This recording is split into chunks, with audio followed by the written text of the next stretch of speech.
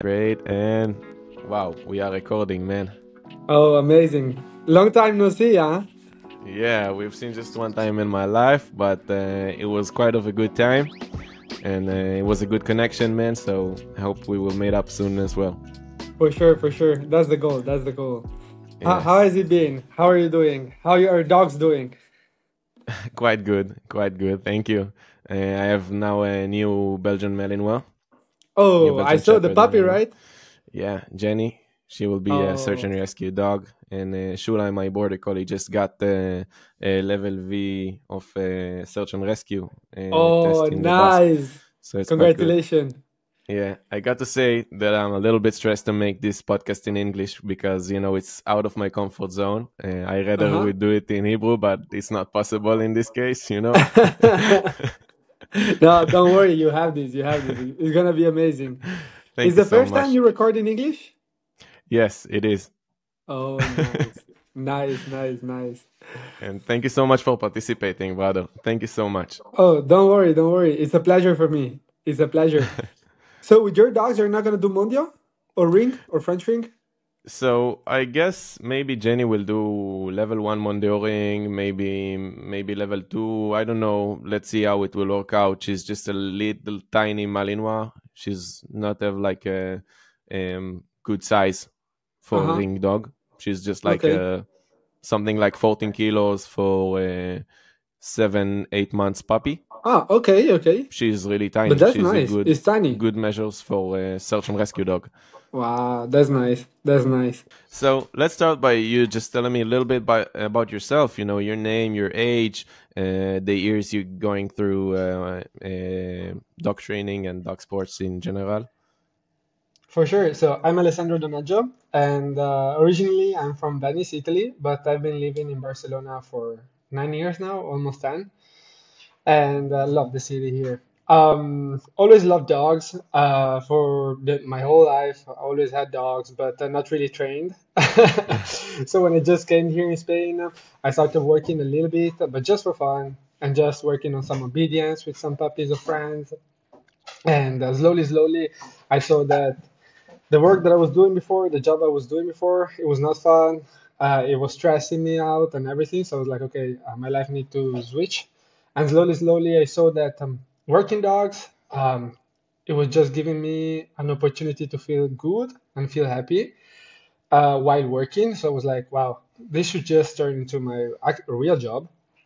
So like 6 or 7 years ago, maybe eight too, I already started working with some clients, but just on basic obedience. So just pets, not working dogs. And 4 years ago, no, 5 years ago, I started going through decoying a little bit, but just looking at videos and understanding more about what decoying is all about. Because when you see people decoying, you know it better than me. Everybody's like, "Oh, that's fun. You just need to get bitten by a dog," and Yes. yeah, it's nothing more than that. Blah blah blah, and people don't really understand what's behind it. So I wanted to do more and wanted to do I wanted to put the suit on and understand how stuff were working. So I started going on some courses around Spain and started to see something also from Belgium and Belgium ring, and it was fun. I was really starting to understand how to get bitten and how to slowly, slowly like build a dog, because for me that's the most important part. Like the building part is way more than the final result of the dog. For me, is just the most funny part when you can actually build a dog and have the dog pass the stressful situations and let him understand how to feel more confident and more comfortable during the bite and work on the bite. That's the funniest part. So I started decoying by myself 4 or 5 years ago, but for sure, like with no mentors, with nobody that was helping me to understand how I should do stuff and how to do them. So it was just like basically doing it by myself and slowly, slowly having the opportunity of the dog teaching to me how to do it, because that has been the beginning of everything, and I think has also been the most important part Mhm. for me. And then slowly, slowly, um, 1 year ago, I started talking with Hervé because I needed a new suit. and I met Hervé. And when he brought me the suit, he asked me what I was doing in my life and if I was decoying properly, and I told him yes. So from them I started working for him and work his French dogs, That's French ring where I dogs. met you. Yes, exactly, exactly. I think we met each other like in February or something. Actually, It was in 1 year ago. April. In April? Oh, I Yeah. was close. I was close. Yes, and yeah, started with Hervé, all the French ring style stuff. So understanding how to pivot, how to let the dog miss, and has been a real journey. It was But like before these, before this, uh-huh. you didn't do like any ring sport rather than just like a little course in NVBK in Belgian ring. Yes, I did some just saw some Belgian ring stuff, guys from the MVP from Nino, the STSK9. Uh-huh. I was doing his course online, and it was teaching. He is teaching actually how to teach to a dog how to bite. So I Uh-huh. was working on that. I was working on that, and then by my side, I was doing some protection work, civil work, and security work with dogs. So it was way different from just French ring techniques, how teaching a dog how to bite a leg, how to pivot. It's way different, and also from one side, also not more difficult, but just different, like completely another word. So yes. And 4 years ago, when I started to see everybody's decoying, I saw this guy, Mike Jones, and I saw he was decoying with like protection dogs, and all his dogs were super driven, strong dogs, huge dogs, and I was like, oh wow, that's the dream. That's what I want to achieve in my life. So I've always checked Mike and checked his own sport because he has built this sport, the K9 Street League, that is really kind of new. It's just like 4 years old or something, so it's Uh-huh. super new as a dog sport, and it's still on the process because it's super street. As the name says, it's not like French ring, but if we can say it, like you still have pivot with the legs and also on the arm. So yeah, it's kind of close to French ring, but the obedience is way different. So I was basically checking this kind of sport from the real beginning, and I always wanted to be decoying for them. And once per year, they do this pro camp where they select the decoys from all over the world to just go and participate to see if they can actually be professional decoys for them. And it's been impossible for me to join this kind of selection before this year because I just was not feeling I was on a good level of decoy for just Mhm. going there and just be catching dog and working with them. So I've never applied before that. And this year's in August, they were doing the selection for the decoys for this year pro camp. And I was like, okay, just let's give him a shot. I would just try, nothing can happen, like nothing bad can happen. So I was just like, okay, I will give it a try. And from there, everything started. So yes. Wow, this is really amazing. I really need to ask you a few questions about the Street League Canine because I don't know these sports. At some point, I thought that it's like a PSA. I thought that PSA and Street League it's the same thing. I got to say, like, Oh, I didn't no, know no, there I are understand. differences because they are both like American sports, aren't they? See, S- yes, they So are. yeah, So so basically, what happened is that the exercise are a little bit different from PSA depending on the level that you are working on with your dog in Canine Street League. So in Canine Street League, you have like the entry level that is like before level one and two and three, like and the in the brevet, entry level, yeah, kind of like like the the brevet, brevet or but PDC yes, in in PSA, PSA. yes, exactly. So it's basically the entry level where you have obedience and bite work.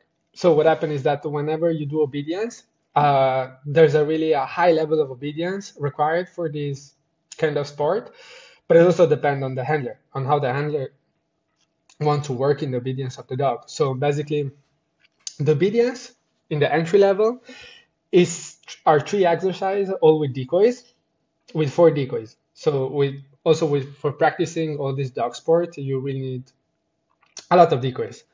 For the entry level, the obedience exercises are three. So the first one, you have a square. So basically you have decoy, decoy, decoy, and decoy.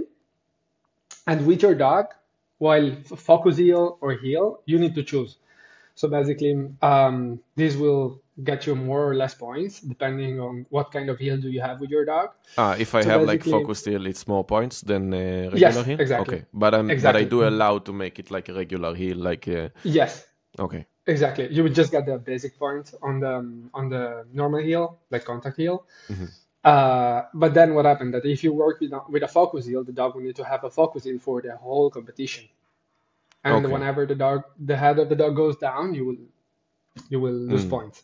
So if they see like differences in the section itself, so they might lose you more points rather than it be like all the way, like the same healing all the way. It better be Exactly. like contact heel all the way rather than be like focus heel and then going to And then switching, exactly. Okay. Exactly.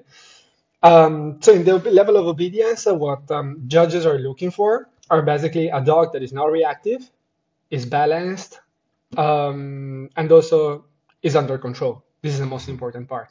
So the dog really not showing any kind of reactive behave on the field against other dogs, decoys, judges, and people in general. So basically, the first on the first exercise of obedience, you and your dog will need to heel around hold the decoys, making like an infinite signs, like a 8 between the 4 decoys, and then go back to the starting point. Like BH, but with decoys. What? Like the BH test when you're supposed to make like a spiral between the people, but with decoys. Yes, exactly. Okay. Exactly. So it's going to be super good because in the entry level, the decoy are not really moving. So they're just there as cones. So it's just a little bit easier for the dog. But yes, if the dog is eye driven, for sure there's a lot of work on the back to have the dog balanced and controlled under that kind of situations. Sure. When I work dogs, I always want the dogs to be neutral to the decoy until obviously the handler doesn't say to the dog to focus or engage with the decoy. In that case, the dog would need to switch. But I love all this neutrality focus heel works. And then the last exercise of the entry level, you will have still the line of decoys, and the handler with their dog would be at the starting point. You will need to ask your dog to down, and you would reach the end of the line of the decoys. So basically, you have all the 4 decoys here. You start here with your dog. You ask your dog to down, and you go to the end of the line. So your dog would not be able to see you because there's going to be the decoys in the middle. Then they're spreading around, right? Like yes, exactly. And as soon as you have, this is the recall exercise. So basically, what the judge want and what we want is the dog to basically go on a straight line between the decoys and then sit in front of the handler and then switch into the heel command, and then heel till the starting line again. So basically, the thing is that whenever the handler is on the back of the line, he will do the recall to recall the dog, and as soon as he recalls the dog, the decoys will split. So the first and the third decoy will split on the right, and the second and the fourth decoy will split on the left, but just with one step. So giving the dog the opportunity of not go too far. And what we're looking for is the dog to go to the handler on a straight line and not going around the decoys or engaging with the decoys, but just being neutral to decoys. Decoys will not move anyway in the entry level, so it's gonna be a little bit easier for the dog to just have a good recall through this kind of exercise. Yeah, and I assume like in level 2 and 3, as I watched in the videos, they are really good in the media, I should say. Mike Jones and everybody in there, they are really strong in the media, so it's really fun to see. And I see like the decoys in level 2 and 3 are being much more reactive towards the dog in order to catch his attention and getting him to be more reactive. And it's really nice to see the dogs being really neutral, being really like neutral to the decoys, not being reactive towards them and being super calm. You know what I mean? These boats are sportsmen it's really common to see decoys are working super reactively, and the dogs are just being super calm until the handler says any command, and it's really fun to see. But that's, for us, it's super important because what we do in K9 Street League is basically kind of bring a new standard of dogs that people is not used to see. And having a dog that is balanced and understand when it needs to work and when it's not. That's why K9 Street League really mimic real life scenarios, like in the bite work. All the bite work scenarios and all the bite work exercise are real life scenarios. So basically, it's kind of also prepare the dog to a civil work and to really be a protection work and a protection dog. So do you work also with a muzzle, like without a suit? Decoy without a suit and muzzle? Yes, on level 1 already, there is more bite work exercise because in the entry level, you have the carjacking scenarios where basically you teach the dog to just check the car and guard the car, and you will step away of the car and the decoy will try to steal the car. So basically the job of your dog will be to bite the bad guy as soon as he opened the door of the car. So basically to not let the decoy or the bad guy steal the car. Then another exercise at the entry level is the picnic table, where basically we mimic scenarios of a picnic with the family, where the handler and the dog drive with the car into the field and then start to prepare a picnic. So bring all the bags from the car or the van to the table with the K9, and as soon as you're gonna put the 3 bags on the table, the decoy will come, steal one of the bags and run away, and the dog will need to protect, go and bite, and then you as handler will need to go there, stop the dog, let the dog on a guard command, get back to your bag, and then go back to the picnic table. So basically, it's all real life scenarios that can happen depending on where you live, obviously, because there's certain kind of city that are super safe, but others, like for example Barcelona, there's a lot of time people stealing stuff and a lot of robbery daily. I was afraid of that when I was in Barcelona. I was afraid of it. Barcelona is sketchy. Yes. No, but it's cool. But by the way, sorry. So level 1 and level 2 and level 3 have muzzle attacks too. So one exercise, for example, of the level 1 that is super fun, you will have the decoy staying on the ground and the passive decoy covered, and you will need to send the dog on the passive decoy, and the dog will need to fight with the muzzle for 15 seconds with the decoy. And then as soon as the 15 seconds pass, you will need to recall the dog, and the decoy will escape behind a car, and then you will need to take out the muzzle and then send the dog to bite the bad guy and the decoy, and then it will start all the foot drive of the decoy with the dog, and the decoy will work the dog for 30 seconds and non-stop applying pressure because what we want to see is if the dog can actually handle pressure, like handle a real life scenarios pressure. So after the 30 seconds of fight with the decoy, the judge will ask the handler to go to the dog and recall the dog, and the exercise will be done. Another exercise that that's going to be with the muzzle is going to be I don't know in English. Wait, I think it's written over here. Give me a second. I just have to say, like the dogs looks really good during the bite in the K9 Street League. They really look super calm and super strong in the bite, super with confidence during the bite, and it's super nice to see.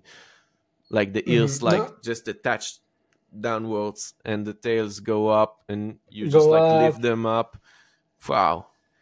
Enjoying. No, they're amazing dogs. Like when I went there, I was talking to Mike, and Mike was like, "Okay, for certification, you better use protection. Like everybody here use protection under the suit." And I was like, never use protection under the suit. And then I understood why. Like that dogs are monsters.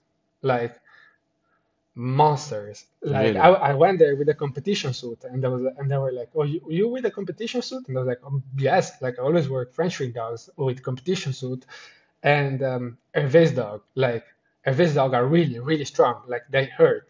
I also use protection for Hervé's dog on the legs because they bite so hard, Uh-huh. and they are so intense during the bite that it hurts a lot. So I was used to that, but it's kind of rare to find dogs with that kind of intensity on the bite here in Spain for protection work because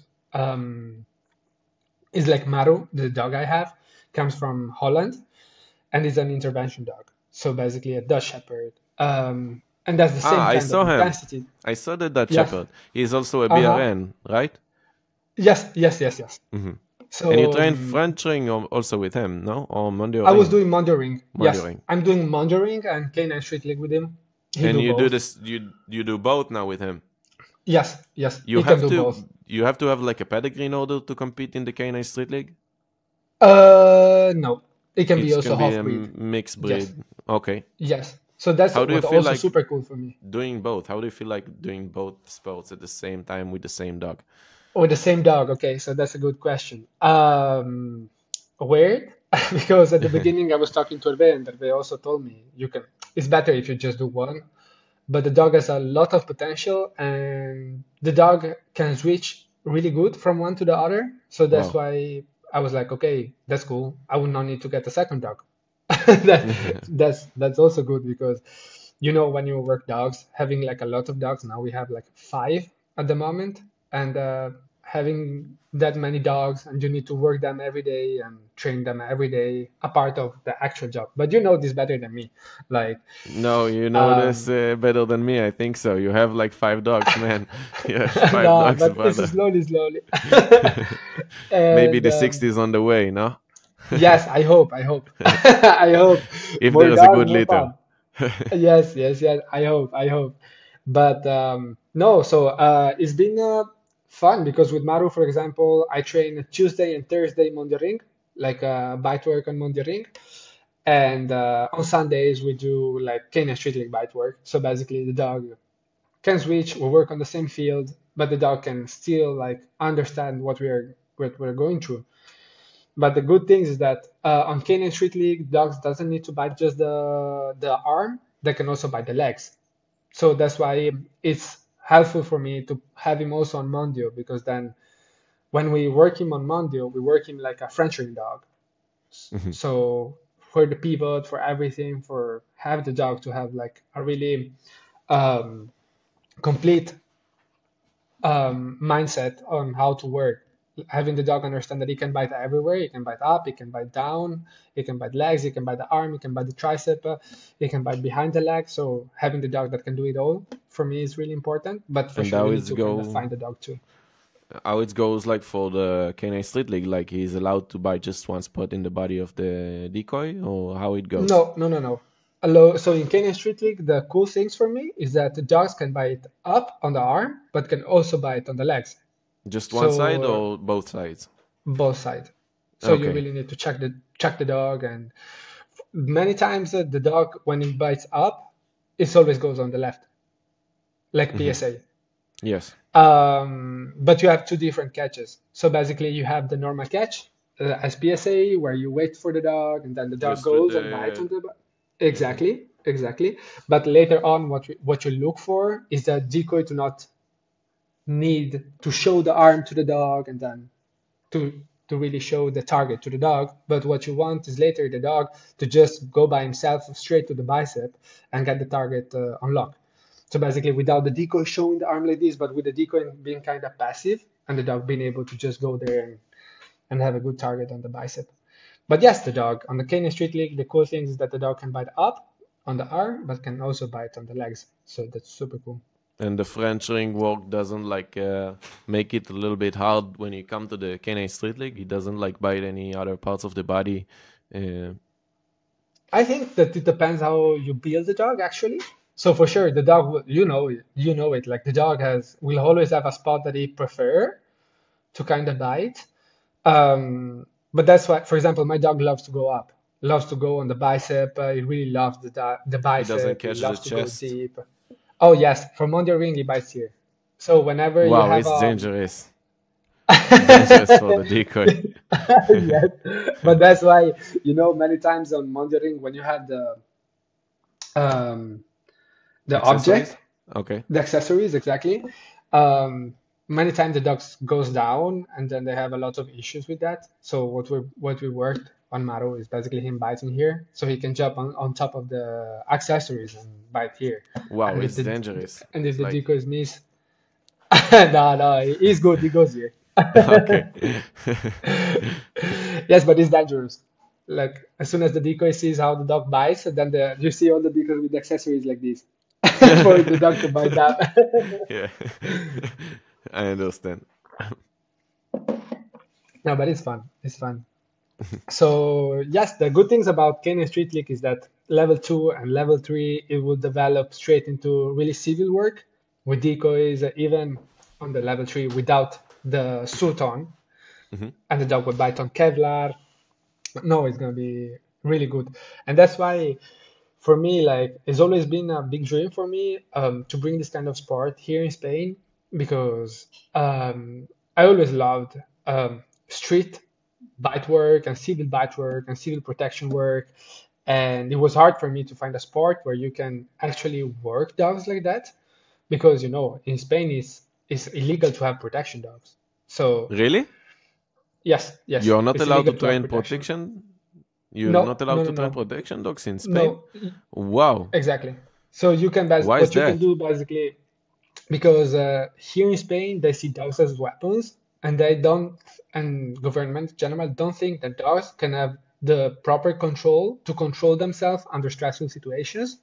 So if you have a protection dog, you need to walk him with a muzzle and with a 1 meter leash, and the dog cannot go off leash. The dog cannot just walk on the city center because the government is dangerous. But how So can they basically, know like if it's a protection dog or not? exactly, exactly. They can't. So so you They just can't. like you can go with your Belgian Malinois or Dutch Shepherd and can hang around wherever you can without a muzzle and just tell them no, it's my pet. It's not a Exactly. weapon. Yes.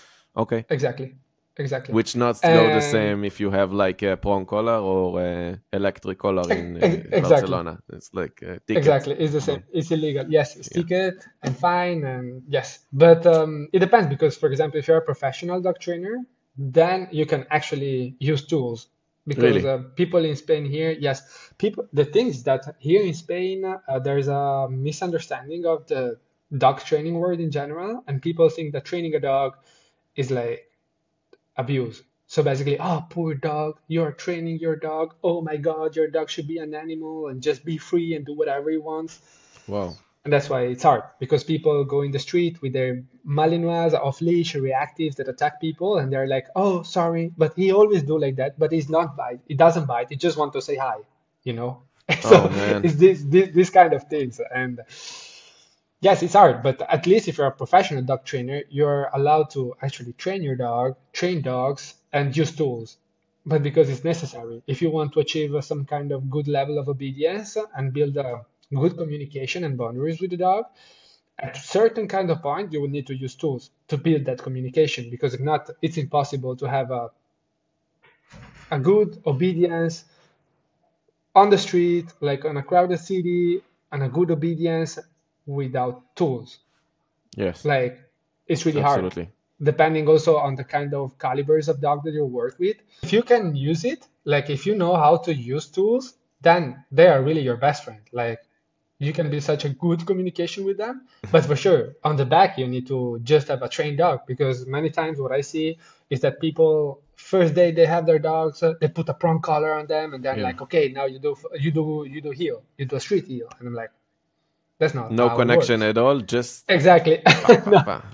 yeah, just like be Communication hard with the with the face. dog, and yes, but that's for me at least not what we're looking for, and when we train dogs, not like that. So we always do like a basic of obedience and building relationship, and then we use tools for just clean it up and just have a better communication, and for the dog to feel happy when they see tools, because all my dogs, if I show to my dog an e-collar, he will go crazy because he's happy, because he's like, oh wow, now it's work time, we're gonna have fun and we're going to enjoy. And same with Yeah. prong collar or slip lead, whatever it is.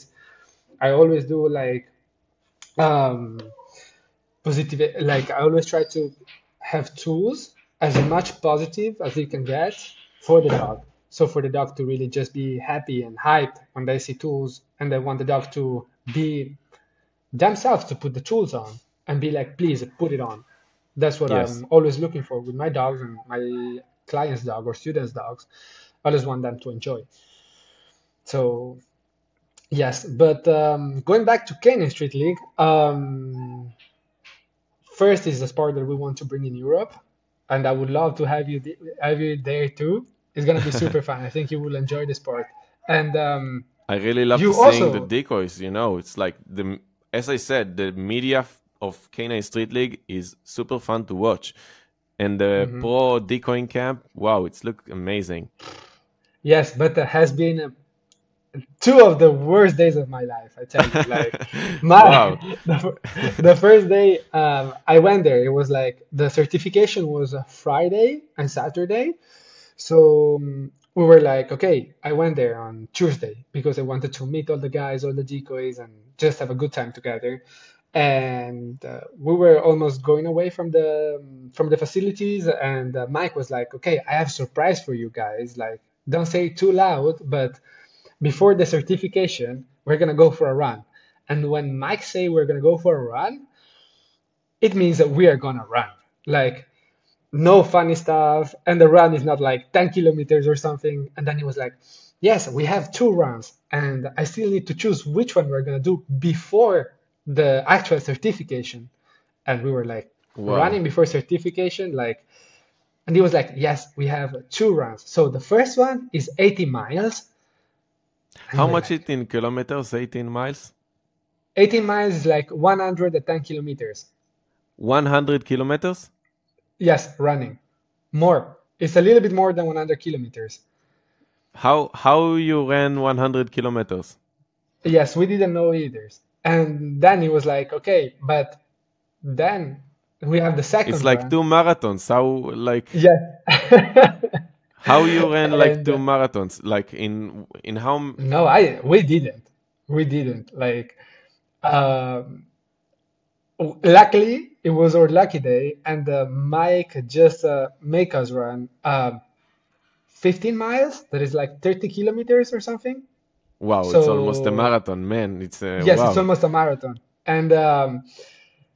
And wait, but this was the second day. So basically, the first day we went there, and we have been working the whole day on mobility, on stretching, doing gym with the suit on, and then working Wow. dogs, and then gym again, and then working dogs again, and learning how the drive and everything works on the Canine Street League And then the events. second day, And just like straight up fucking 30 yes, kilometers 30 kilometers ran before without the certification suit. and without the suit. So basically, we did the first day and we ended up at like 6 in the afternoon. So kind of early. And we were like, okay, let's work dogs now. Like all the guys or the decoys, almost all the decoys brought their dogs.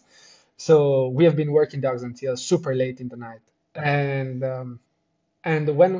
when we ended the first day, um, Mike was like, "Okay, guys, tomorrow we're gonna run." No, no, he said, "Tomorrow I have a surprise for you." And we were like, "Oh fuck, there's gonna be like the 80 miles run, and we all gonna die. Like we're not gonna arrive to the certification." And he was like, "Nah, ha ha ha, don't worry, don't worry. It's just gonna be fun." And we were like, "Okay." And we went outside, we ate, and I went to bed super early because I was with the jet lag too, and I was sleeping like just 3 hours per day. And then I was waking up. For sure, I was also excited. And my shoulder was dislocated, so What do it you was mean? super Like hard for me. It because was of out the of bike location. logs? No, no, no. It was like I think has been the preparation for the pro camp, Ah, and wow. when I left, like my shoulder was not on on like into the my arm was not properly into the shoulder, Hmm. so my shoulder was Oh, out wow. of 1 centimeters, and it was hurting so much.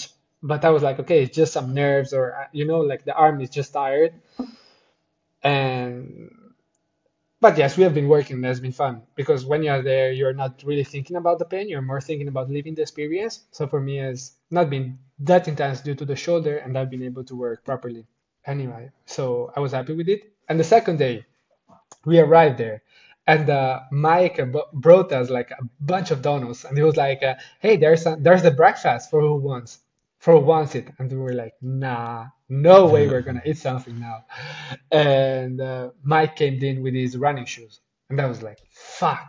I was like, "No way! Now we need to run." And he was like, "Okay, we're gonna go for a warm up run." And everybody was like, "Oh yes, you're gonna go for a warm up run, da da da." But two of us know what the warm up was, so we were not happy at all. We were just like, "Fuck! Now we need to run like a marathon and then go back and do the certification." So it was like, "Okay, let's start run, boys." And we started running, and we started losing some decoys after 2 miles. That is like 5 kilometers. Really? And yes, we started losing some decoys, And but they we just had to like run. didn't get certificated because of it? No, it was like different stuff. So basically, for being a K9 Street League Pro decoy, Mike and the guys really looks for a new standard. So basically, athletes that really just work through it and are able to work under stressful situation, under pain, under all the bad stuff that can happen, and just being able to work through that and not feel stressed, not change the way they work based on how they feel. So this pro camp was just like bringing us to our limits and see how we act and how we work, also if we are dying. So Wow. yes, yes, you have to sign a contract before doing pro camp. Mike was Really? like, "Did you all sign the pro camp PDF?" And I was like, "No." And he was like, "Yes, you need to sign it before starting because if something happened, then you already know that stuff can Wow. happen doing this kind Yeah, of like stuff." health Yes, issues and stuff. Wow. yes, Yes. yes. So you really need to be. They call it the Navy SEALs of decoying. So it's Wow. really like super hard. So we Fucking went for Navy these. SEALs of decoys. Wow. Yes, yes, yes, yes. Nino Yeah, calls it it like this. reminds me in army time, here in Israel it's mandatory, and it reminds me like a time where the commander wakes you up from bed and let's go for a warm up, and then you end like with a 10 kilometer run, and then Yes, yes. No, it's been really hard also because we didn't know how much we were gonna run. And I had my watch on that was checking on the watch and it was like 5 kilometers done, 10 kilometers done, 15 kilometers done, 20 kilometers done, and we were running in the highway. So with cars wow, passing super fast on our side, and we went from one city to the other. So we went from Giroy, that where they're based, to Morgan Hill and back. So it's like really 30 kilometers it was. And and you didn't know like how many kilometers you are no, going to no, do? no, no, no, Wow, no. man. It was a surprise. So we were just running and tried to think it's positive stuff. But at least it was cool for me because for me it was everything was new. So I was just like happy and I was checking everything around me. I was like, oh, check cars, huge houses, huge highway. Like it was fun. But for sure, like 30 kilometers, you feel them. Like when Wow. we came back, it was like 12 because we ran them in 2 hours and a half. So it was also like a good run. Um, and we came back, and Mike was like, "Okay, you guys can have a break and have a lunch," and he gave us 30 minutes for eating and stuff. And I was like, "No, I'm not gonna eat because if not there's certification, I don't want to puke because I already know how certification is." And after For 15 sure. minutes, Mike came up and he was like, "Okay, guys, put the suit on. It's time for certification." And After people was 15 eating. minutes. Yes, and people were still eating, and I was like, "Oh, luckily I didn't eat nothing." Oh So we man. put our suits on, and it was more or less 1 p.m. And he was like, "Okay, everybody outside." and we were like, okay, it was super sunny outside. Luckily, it was not super hot, but it was still like 25 degrees or 28. And outside It's they hot have when like you're in the suit. and after 30 kilometers run, we were like, okay, it cannot be that hard, there's certification. And Mike was like, no, you're gonna die today. Like, he was really like, okay, the warm-up run was just a warm-up. And we are like, fuck, now the certification is gonna be hard. So we went on the garden, on the front yard that they have, and they have like 100 meters, no, maybe less, like 50 meters garden in front of the facilities that is closed with the fence. Mhm. So what we had to do, it was like, okay, everybody has the suit on and everything, and we were like, okay, we're ready. So they had a van here. Then they put it one cone after 10 meters, another cone after 10 meters, and then there was the fence. So basically, you have car, fence, and two cones in the middle. And what we had to do, it was run from the van to the first cone, and then from cone to cone, do lunges, Oh like man. walking, lunges, cone from cone. And then whenever you were arriving to the cone, you had to run until the fence, do 5 burpees. So push up and then jump, push up and jump, then go back running to the cone All of this and with the put suit. yourself with the suit, yes. Wow, man. Um, Going back to the van from cone to cone, go walking like a cat. So like on your on the arms and then on your feet without touching with your knees. And the flat was Wow. rocks. So your arm was hurting a lot, and this was for 1 hour and a half non-stop. You could not stop running, and you had to push anyhow.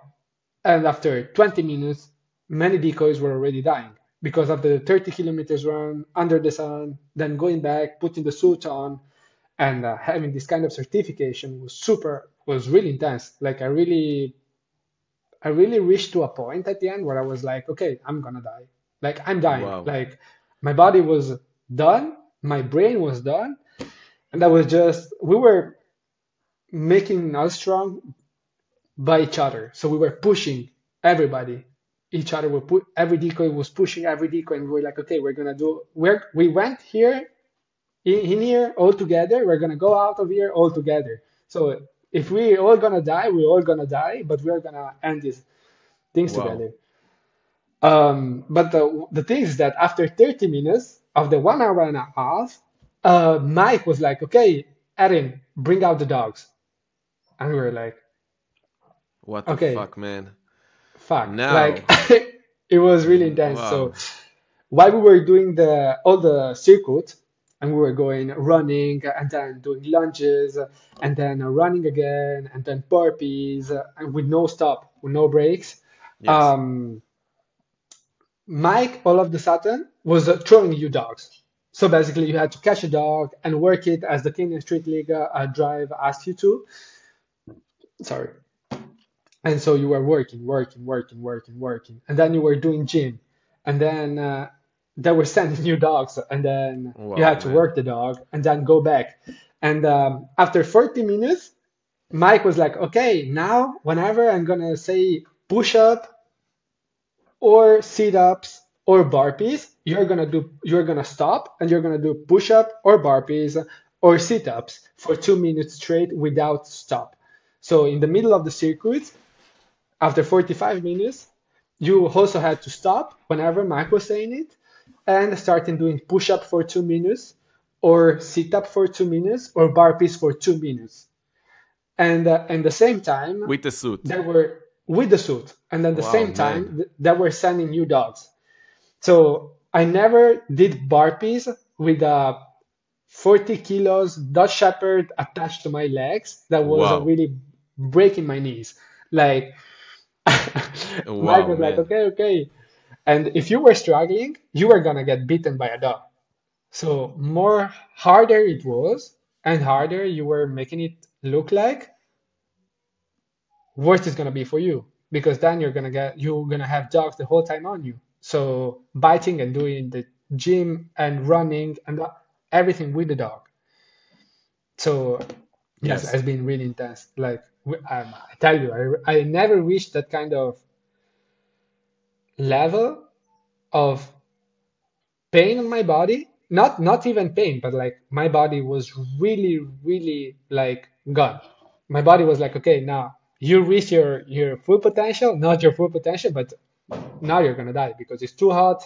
You did too much in the previous 2 days, and now you're doing gym and running and do burpees for 1 hour and a half with dogs biting you. So Would you do yes. the same thing again for Oh the yes, certification? absolutely. We need to do certification every year to just Really? yes, to keep staying pro and stay active as decoys, and that's Wow, why man. I will need to do this every year. Yes. Wow. You have like 2 days of suffer every every 1 year Yes. you have to do in order to be like a pro decoy in the Canadian Street League. Yes. You just But like the thing is that is the preparation that I have.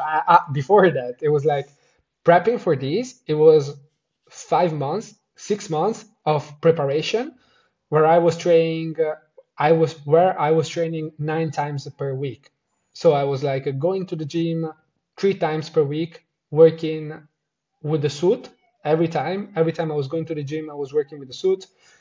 Then I was working the French trained dogs. So yes, absolutely. 2 afternoons, so training there, and then I had to run 4 times per week, and two of them with the suit. No, sorry, 3 times running per week, and one of that with the suit on the street running on the summer with like 40 degrees, People might doing think five you to are ten. crazy, like running with the suit. You know, sometimes people see me here in Israel just like running with the suit. They don't know like what kind of crazy person am I. Just like what am I Yes, doing? yes. Running with a red No, demanet suit. no, but being a decoy is not a joke. Many people think, oh yeah, being a decoy is just having fun and getting beaten. No, no, no. It's all about keeping the dog safe and working the dog properly and being able to give the same work at the first dog and work the last dog in the same way, giving the same quality. So that's what like Canaan Street League looks for, like a decoy that can work 40 dogs in a day and give the same quality of work to the first dog and to the last dog. Also, Absolutely. if you're tired, and that's the harder part of being a decoy that people don't really see. They don't see how much you work, how much I work, and to actually do this kind of job, like because it's not just like a hobby, you know it. Like you cannot be a decoy just for hobby. Yeah, it's fun, but for being a real decoy is not just something that you just do on your free time.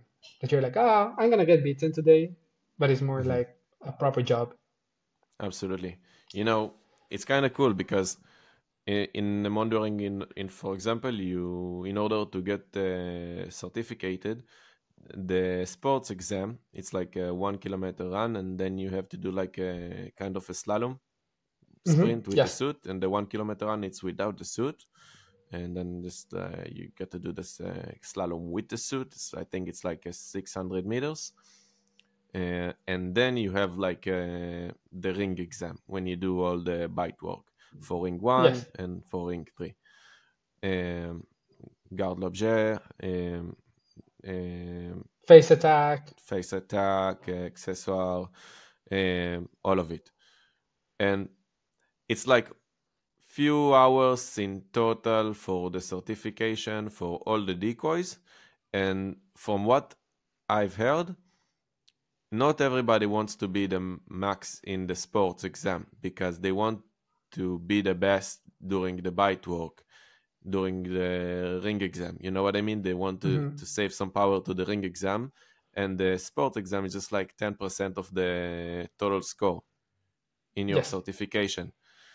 And I quite understand it. It's good to hear like some differences from the different sports, and none of them are correct. It's like different methods to to measure decoy, and absolutely. there are brilliant decoys, decoys that you just see them moving and it's like absolutely amazing to see, and they don't have any ability to run more than 3 kilometers, and I'm sure Yes. about it. and they are perfect Absolutely. like ring sports, and they are just, they are like magicians when it's about like dog training in the suit, and when it's about like decoying for ring sport. But I think like for a young person like me who is quite new to the suit and quite new to decoying and wants to measure his standards, wants like to to be the best that he can. I'm talking about myself. I want to be the For best that sure. I can. And when I hear like, oh, there's like a exam which calls himself like the Navy SEALs of the decoying, and really wants to see if you are in a good position to be a decoy, and it's super hard, and maybe you won't gonna pass it. What it does to my mind, it's like, I can do it. I just need to prepare myself, but For it's just sure. like bring me a challenge. You know what I mean? And when it gives you a challenge, it's also like gives the respect towards being a decoy. It's not that easy to be a decoy. If you want to be a pro decoy in K9 Street League, for example, in order to be certificated, you need to go through hell. You need to go Absolutely. through Yes. fucking hell in order to be certificated. And I think it gains like a lot of respect towards the position of being a decoy. Oh, yes, absolutely. Like, as you said, like when you do a monitoring certification, it's way different. And okay, it's cool, but I think that with a monitoring certification, you cannot properly judge a decoy, like because it's really short, and I think that you can, I don't know, but because it's the K9 treating mentality, what you want is really a decoy that can give the same quality of work from the first dog to the last one without changing, also if he's tired.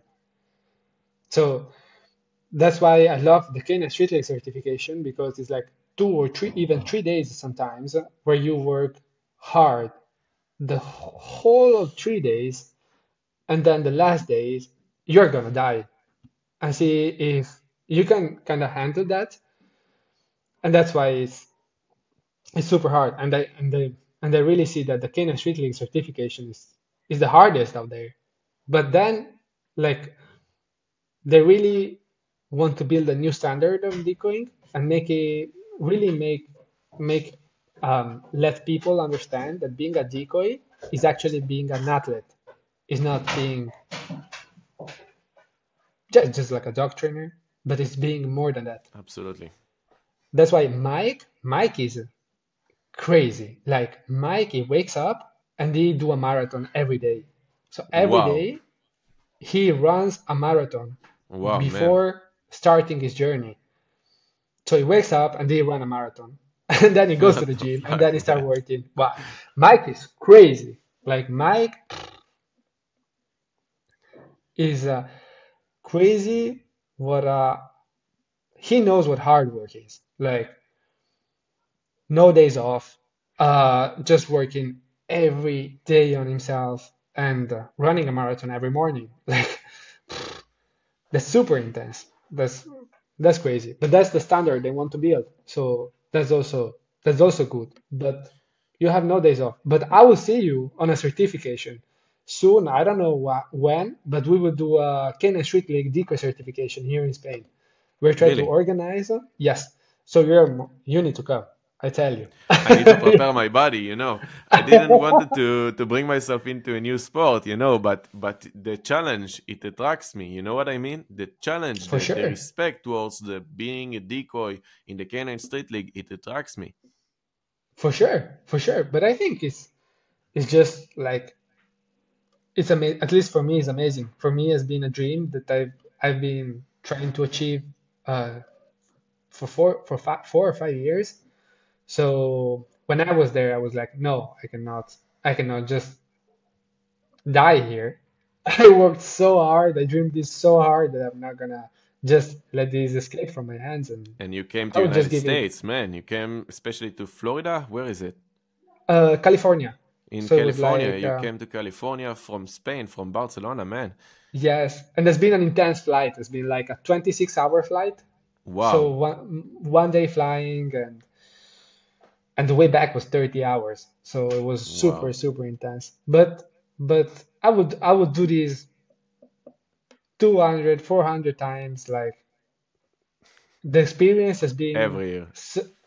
see, we yes, that's what's gonna be, but that's gonna be just the best, and that's why the Canaan Street League, I respected them so much because if you want to be a decoy for them and a professional decoy from them, then every year you need to pass through pro camp. How many So decoys there are for the Canine Street League now? pro decoys, I think there's like 20 pro decoys in the whole world or something like this. 20 decoys. 20 professional decoys, yeah. Certificated decoys, I think is more, it's like 50 or 40. Like, what's the differences between pro decoy and certificate decoy? That a pro decoy, you can go and work on their trials and getting paid by that. So basically working for them on Okay. trials. Yes. And Certificate certificate? decoy, I think is just you can just yes, it's the certification like the pro camp and the normal camp. Is pro camp is just in Gilroy where Mikey is, and at least from what I know, at least. And then the normal certification they do every trial. So whenever they do competitions, uh, before that they do a camp, like all pro camp or a camp for like certificate decoys because the sport is really new. So obviously we need decoys, like, and we always look for Yeah. decoys that really want to jump in this. But it's hard.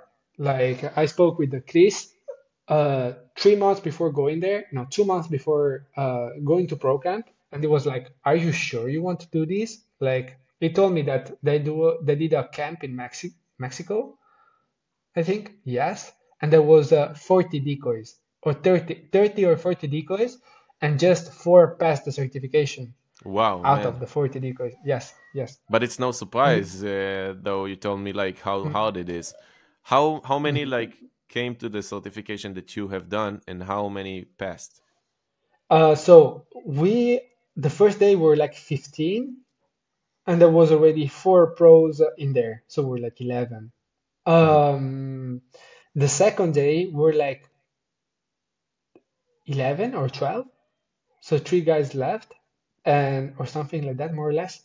And then we have been certificated in like seven or eight, Mhm.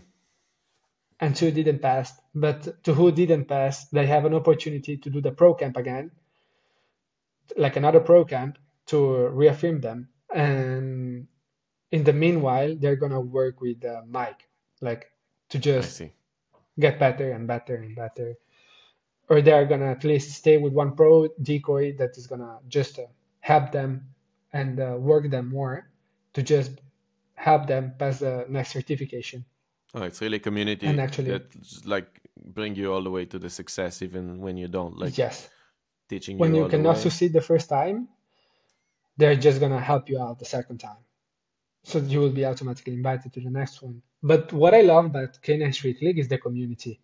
So it's a really small circle. They call it the pack. It's a really small circle, and it's like a family. You really build a brotherhood in the certification because what they want is also a community and a family more than everything else. Mhm. More than, oh yes, it's not just like, okay, you're gonna have and you're gonna be a decoy, blah blah blah. No, it's being part of actually like a family. Mhm. So they're gonna stay with you the whole time, and also with Mike. I spoke with Mike a lot. Like at least once per week, we are talking to see how everything is going and just organizing stuff. And every once in a while, we have a FaceTime call with all the decoys Wow. to keep us updated about how it's going, how we are feeling, the work we're going to put on, to making plans about the sport. And it's really like a community. It's not Wow, like, man. for example, yes, that's why I love it. Like, it's kind of being part of a family more Mhm. than just being a decoy. Everybody looks further to each other, and like we help each other. I think that's what's all about. Like having a good community where everybody respect each other and you have that kind of family things that keep you all together. Absolutely. You know, it's so nice to hear that story, man. Like, it's amazing.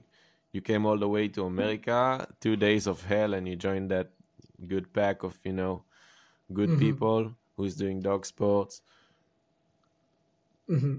This is Respect the amazing. dogs and no, Respect the no, it's dogs, a dream absolutely. come You can true. see it on the bike. If someone doesn't respect the dog, you can see it on the bike. Hmm.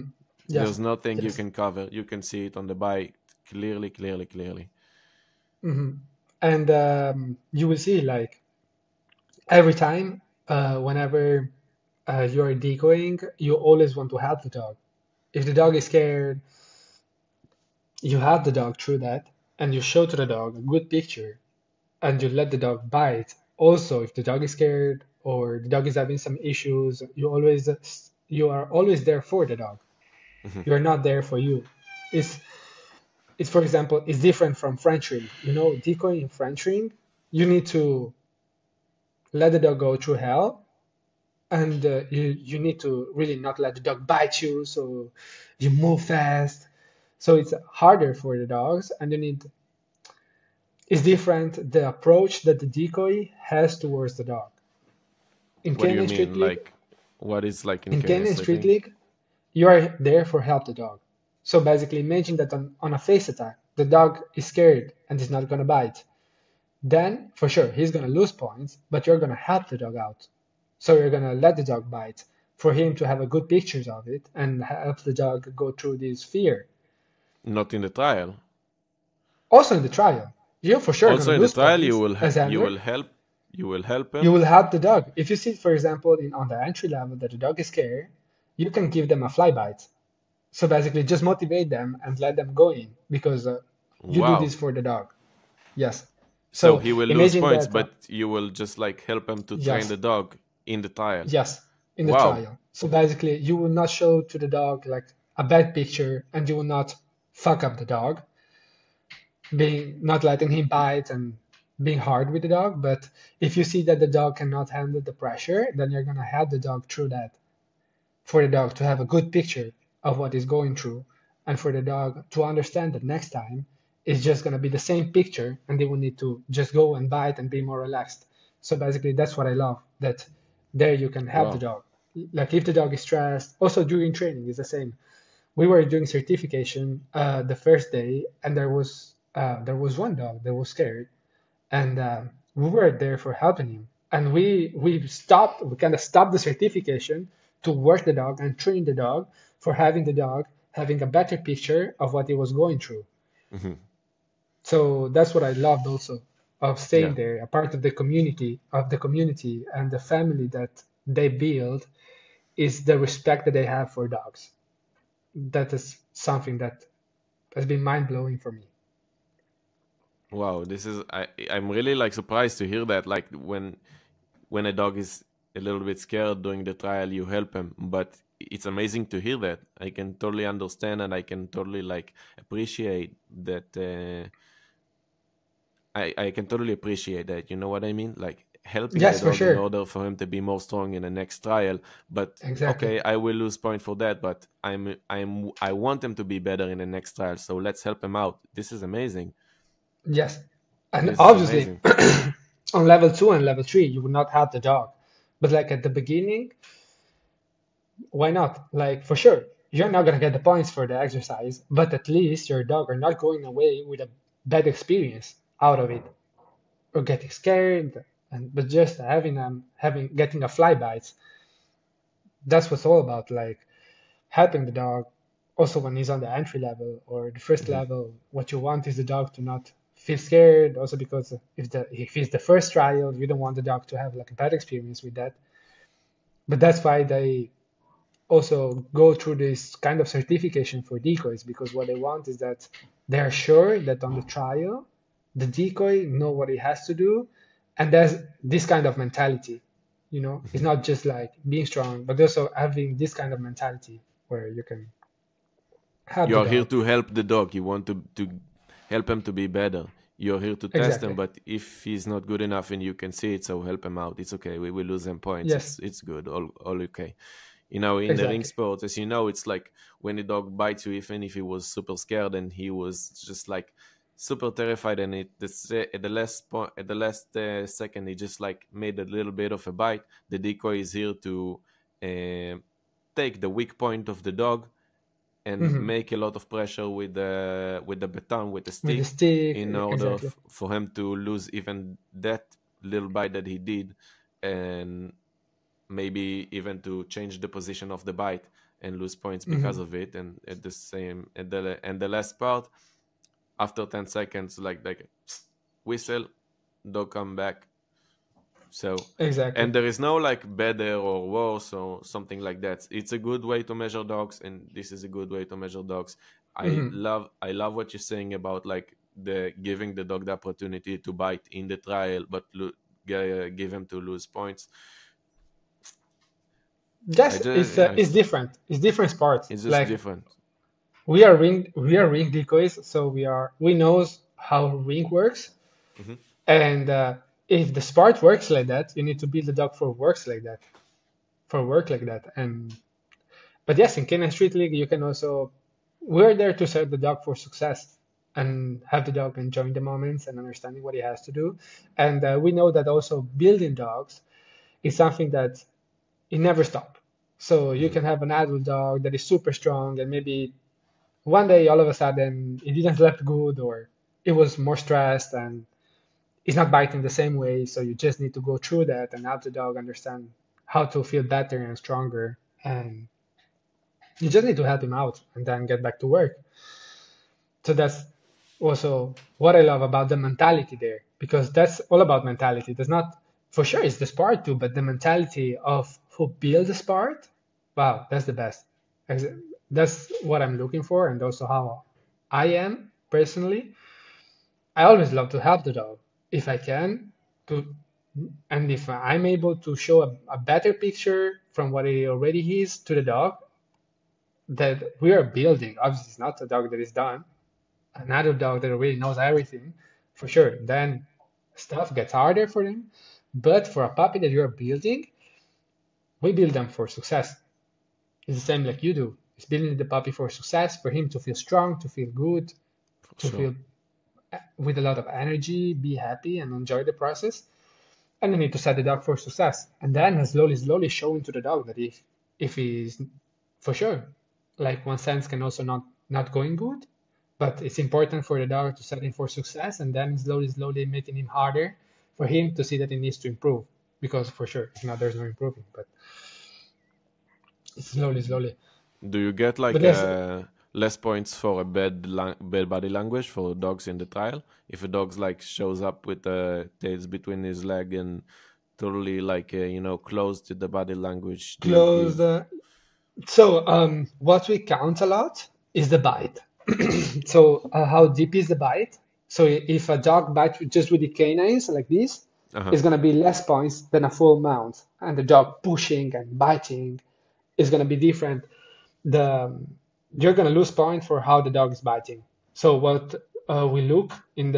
we look for in the Canine Street League trials and dogs is that they have a full bite and not like half bite, or I see. we look more for that. But during the Yes. obedience, for example, if a dog like shows up with the tail between his legs and so on, or licks his mouth too much because he's super And this stressful, too stressed. you just like give points off because of it, or no? The rules of the Canine Street League is that when you comes to the field, you will need to see that the dog is taken care of.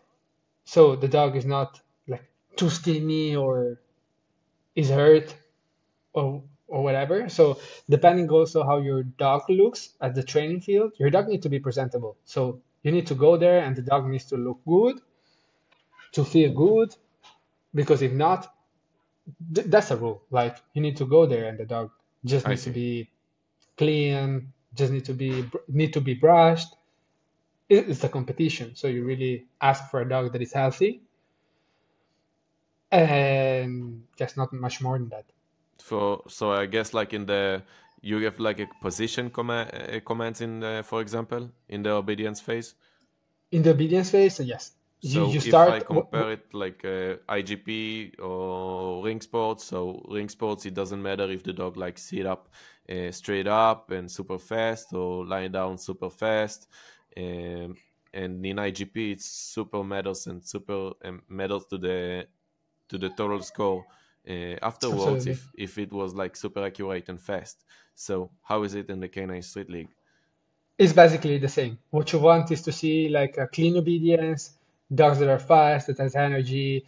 But for sure, if the dog does it good and does it clean, we have no issue with that. So basically, everything starts from the starting point where the judge is going to approach you and is going to check the dog. And you're going to, before every trial, you will need to get, as handler, an exam to have the dog to see that you know the rules and you know what you're looking for. So, and what you're going to go through with your dog.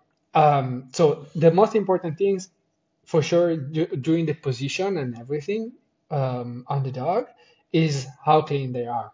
So the most important things is that the dog is obedient, under control. If he's fast, better, obviously. But what we want to see is basically the dog doing everything properly. If it's a little bit slower, it's not an issue. But the dog needs to know what it does. So like monitoring, for example, but Exactly. it needs to be clean. Exactly. Yes. I see. Yes. And then depends. But this depends on the handlers and the trainers, how you build the dog. So it depends also how the handler likes it. Maybe there's many handlers that doesn't want a focus heel. So basically they just work with a normal contact heel, or not even a contact heel, just a normal heel. And for them it's cool. But the most important thing is that you will get the same points if you do, for example, a contact heel or not. But the most important thing is that the dog knows where it needs to stay and doesn't, for example, step too much in front or get too far away from you. Because if the dog gets too far away from you, then you're going to lose points. I see. But there's handlers that doesn't care about the contact heel, for example, or the pocket heel. So they just go like with a normal heel of normal street heel, and they can just work with that. If they can handle and the dog can handle it, perfect. But the most important thing is the dog maintaining that kind of position or that kind of command that they have to. I see. Yes, Actually, was I it have. clear? Yes. Yeah, absolutely, absolutely. Oh, I have a few questions for you about the personal growth business that you have. oh, yes, absolutely. You have a business with your girlfriend. Yes, You are yes. We both dog started this. trainers in Barcelona. Yes, yes. So now we moved a little bit outside of Barcelona, but just like 40 minutes by car. I see. Because the city life with the 4 working dogs, it was getting really intense. Also because it's hard in a city to just give the dogs what it needs, and working dogs even more. Like, and also we love to hike, we love to walk in the nature and stay in the nature, and we just found the perfect location out here. Perfect, man. 40 minutes far away from Barcelona, but we still work in Barcelona, and soon now we are looking to get like a proper spot where to open the school. But now daily what we do is basically go to the houses of the students or clients and just work there in their area. And then we also do boarding. So basically we take care of dogs that Boarding training or just boarding? boarding and training. I So see. basically, we do one-to-one classes, group classes, boarding and training. And now we are starting getting puppies, preparing the puppies to being sport dogs or protection dogs, and then selling them to houses or families that can actually keep going with the training of the dog. So not just dogs that are just going to be like family dogs. They can be, but they will need like to keep on going with the training with us if they want a puppy from us. Because what we want is to make sure that the dog is going to go in good hands and can just get better and better through the years, and that the dog can have and what he needs. So basically, we look for families that can fulfill the necessity of the dog.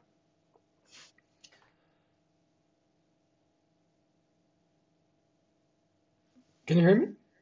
It was just was stuck for just a little bit. Can you hear me? Oh, yes, I can hear you. Can you hear me? Okay. I can Oh, hear you. good. Okay. So yes, basically we do the one-to-one classes, the group classes, boarding and train, and we prepare puppies for families or people in general that want to start in the dog war sport. That's And perfect, man. I saw yes, you have like a big groups in Barcelona. It's super wow, it's amazing. I don't know how you do it.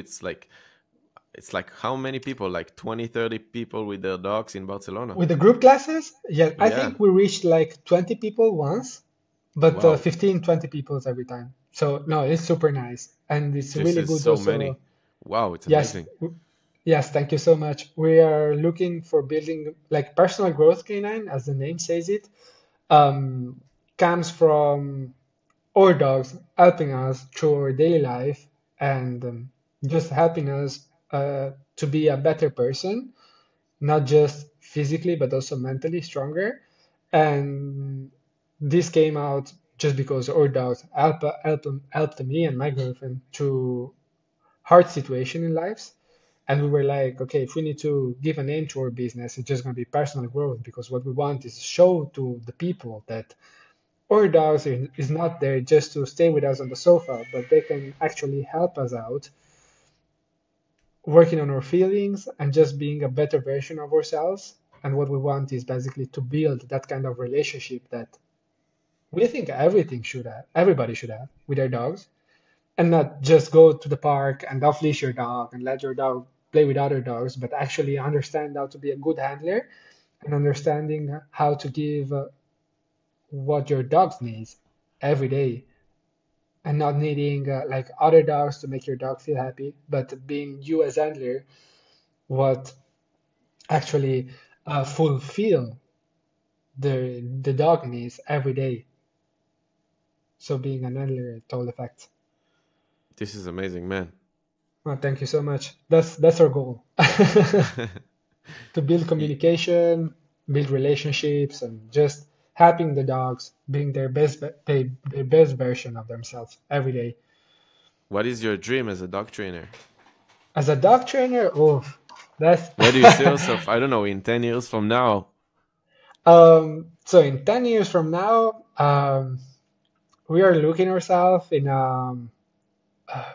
a first of a center. We're looking now for a building where we can start doing our classes and having a roof on top of our head. Also, because many times if it rains, we have to cancel classes or move the classes.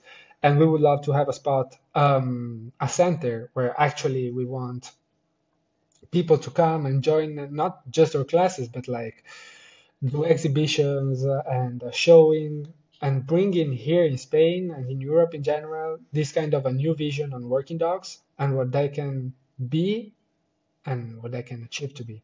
And we have different dreams like building dogs for people that, for women that had rough times and have been abused in the street, and preparing working Uh-huh. dogs for just help people feel safe and having them having like a best friend that just goes with them every time and take care of them.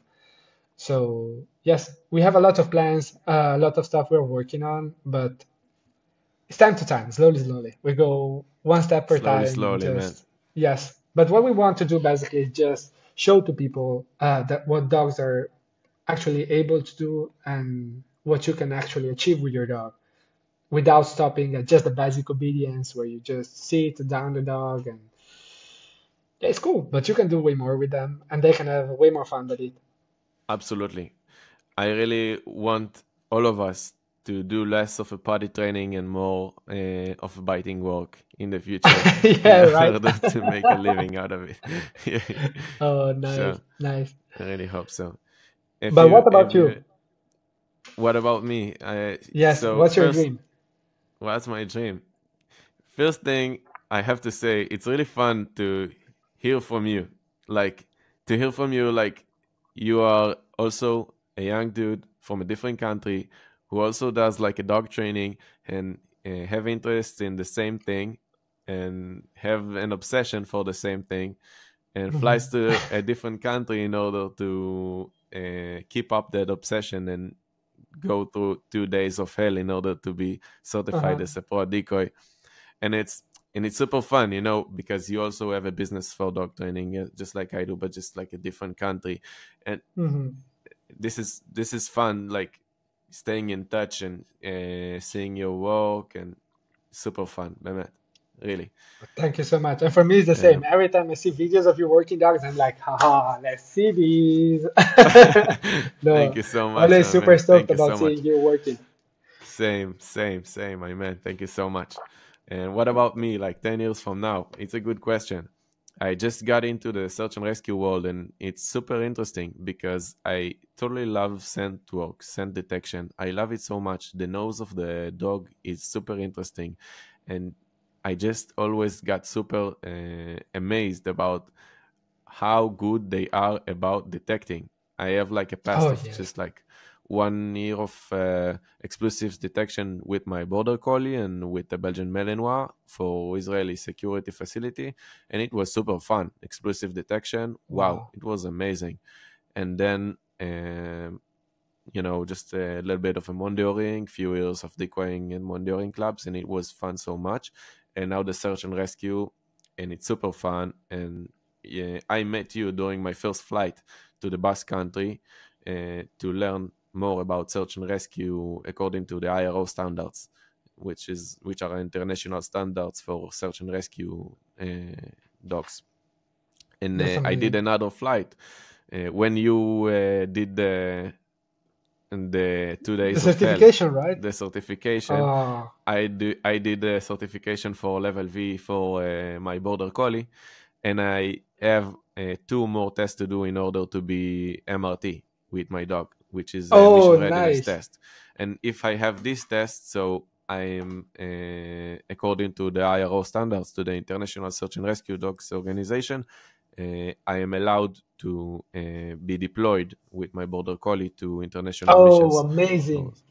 For search and rescue missions. So it's quite interesting for me because I wanted to do so much, something with her that is interesting me, like Mondeo or French ring or something, but she wasn't a fit for this. She's not a Belgian Malinois, you know. She did a lot of sheepdog, and frisbee. But I wanted something that is, you know, something more for me, something that more excited me. Yeah, so I did the international test now, and I want to do the MRT with her. So the next few years, I'm really want to get her towards her limits with the search and rescue thing. And, that's amazing. But I saw your dogs are amazing. Like every time I saw your videos, I'm like, wow, you can really see all the works behind it. Thank you so much, man. That's the most funny part for me. Like, for me, I'm not into detection work, but for me, everything that regard dogs and working dogs, for me is wow, super cool, and it's intense because seeing dogs doing what they're bred for, I think it's just the best. Like, fulfill the dog that way, it's just the best you can do. And whenever I see your videos, I saw your videos like some days ago, and I was shocked. Like, I think it's the last one you put it in, you upload it on Instagram. It was super good. I think it was with a Malinois. Might it be? It might be, yes. Might be with a Malinois, right? of a friend that I train, yes. Yes. I was like, wow, that's fire. That's fire. I would love to learn one day. You need to teach me. Wow, for sure, man. And I will I will come to do like a 2 days of hell in Spain. Please, in order and then to participate in the Pro DECOY camp. Please, it's gonna be really, really funny. It's gonna be fun. You will need to come here for 2-3 days of hell, and then you will stay at my place, and we work dogs. Wow, for sure, man. I would love to. For sure. Thank you so much, man. Really, thank you so much for participating. It was hard doing it in English, though, but it was much easier because it was with you. Oh, thank you so much. Thank you so much. Thank you so much for having me. It's been a pleasure to be here and like talk together. It's been so long since last time, so I think it's Yes. been amazing. I really had a lot of fun. I'm Thank you sure so that we much. will meet up as soon as possible as we can. I'm sure Please, about it, man. please, and get ready for Pro Camp, okay? Or certification. I'm start running, man. I will Let's start go. running for sure. Thank Let's you go, so much, brother. man. Thank you Hey, so much have a for good one. participating. Have a good one, and for everything, we're here. Ciao. Yes. Bye, brother. Thank you so much. Ciao, ciao.